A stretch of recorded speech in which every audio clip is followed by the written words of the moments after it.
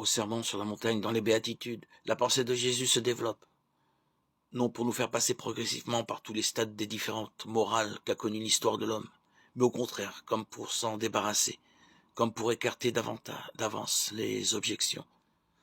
En évoquant ces efforts éthiques de l'homme, en cette phrase lapidaire qui nous occupe, il apparaît que Jésus veut les assumer en les englobant, chacune à sa place, en une nouvelle vision du monde créé. L'origine du discours est unique.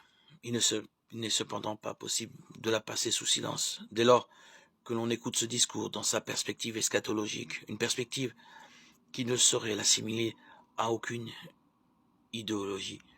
Car Matthieu continue, amassez-vous des trésors dans le ciel. Il y a un présent du royaume éternel. Il y a des valeurs qui, déjà, appartiennent à ce royaume. Le royaume est là, et pas encore là. C'est la dialectique évangélique. On peut tenter de résumer la démarche que Jésus veut nous faire opérer. Dieu nous offre le salut, donc nous sommes heureux. Mais notre bonheur ne trouvera sa vraie dimension qu'après le temps d'épreuve. Il n'y a pas un malheur pour aujourd'hui en échange d'un bonheur pour demain. Il y a un bonheur qui, à travers les vicissitudes de notre pauvreté fondamentale, tend vers sa pleine dimension. C'est la même réalité qui se développe. Dans la logique du salut déjà reçu, il importe de croire dans les faits à son épanouissement futur.